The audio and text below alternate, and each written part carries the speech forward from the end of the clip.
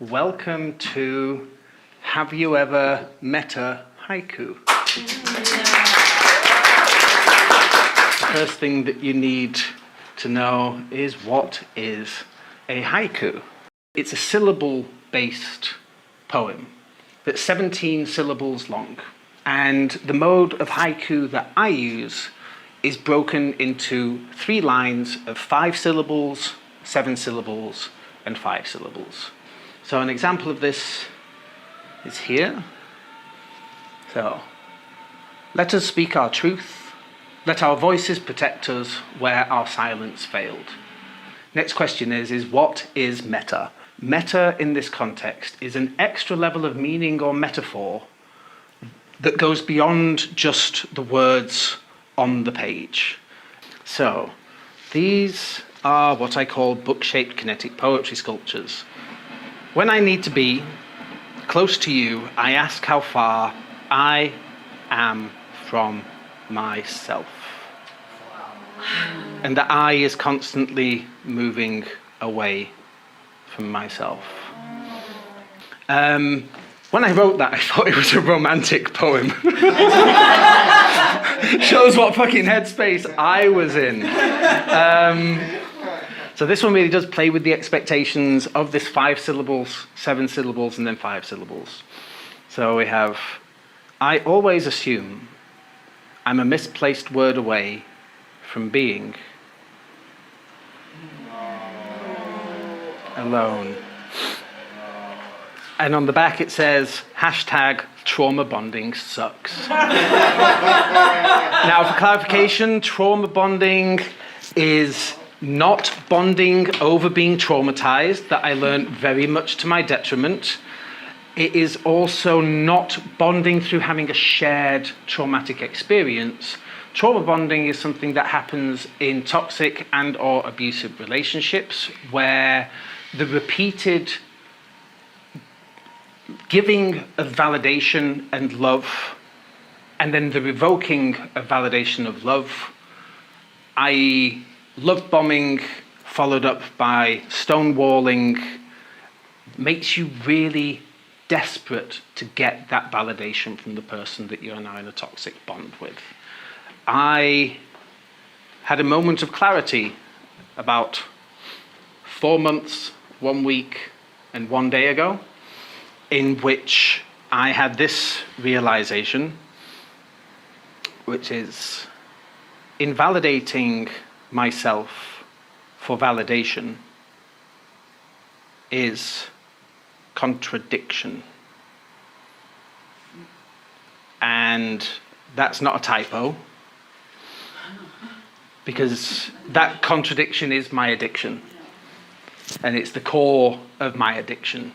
And again, there's also a contradiction latently in this poem that there's only 17 syllables printed, but you can't not read 20. Because the moment you notice it's a double D and you say, hey, what's wrong with that? Addiction, then you've already said an extra 3 syllables. This is one of my more complex poems, and it reads, how far down will you go before you stop digging? Because rock bottom is where you stop digging. So obviously this poem digs deeper and deeper into the page. I also cut every single frame ever so slightly smaller, which means that you have this forced perspective, which means it feels even deeper than it is. I mean, it is, as you can see, it's about 8 millimeters thick, which means that you are seeing about 5 or 6 millimeters deep into the page, but the forced perspective really adds an extra level of depth. This is one where I really, I've already done this, but really started to use the concept of the book-shaped kinetic poetry sculptures to add an extra level of meta-meaning itself that wouldn't be able to happen otherwise. So, girls become women. Boys become big boys.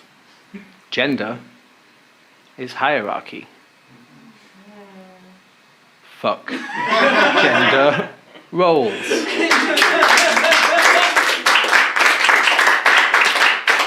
Now, obviously, in the hierarchy of the whole poem, women become girls now, outside of the box. Women become girls, which is because there's something inherently infantilizing about the treatment of women within patriarchy, which is a complete contradiction to the fact that boys never have to actually emotionally mature, so they get to become big boys. They get to play. For me, there is something inherently narcissistic about masculinity and patriarchy, but that's going to be another talk that I'm working on. One of my nerdy things that I like here is, talking about gender roles, because gender is something that can happen in language. I just really like the fact that technically the brackets are the wrong way around, because it's two random brackets in the middle, but because of the way that it's presented, they work.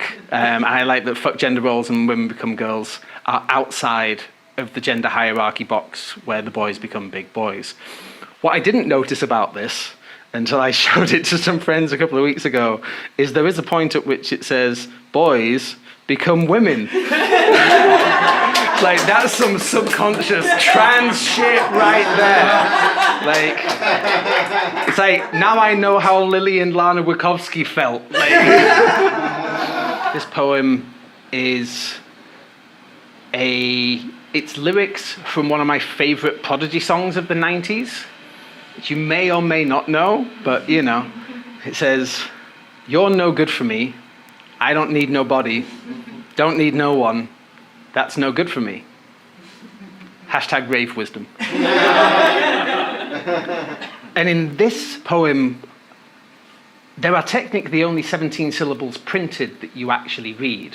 But by using this palimpsest technique, you get to read a lot more syllables than are actually printed. So I'm kind of pushing the boundaries as to what is a haiku.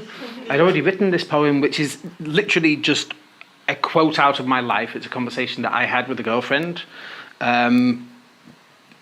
So, why did you move to Berlin? It was a crazy love story until it was just a crazy story. Not a love story, not love, not a story, just crazy. I said before that I consider these all to be trans poems. For me, there's something about the body of these things that says, hey, this is a book, but you have to engage with this book differently. You have to touch it differently. You have to touch it with care. You cannot bring your expectations as to what a book is. There is a pace that I am dictating, and I'm dictating the pace within which you can receive the message that I'm giving. And for me, this is trans poetry. This is me literally saying, this is my body, be fucking careful, but do it right and we're going to have a really good time.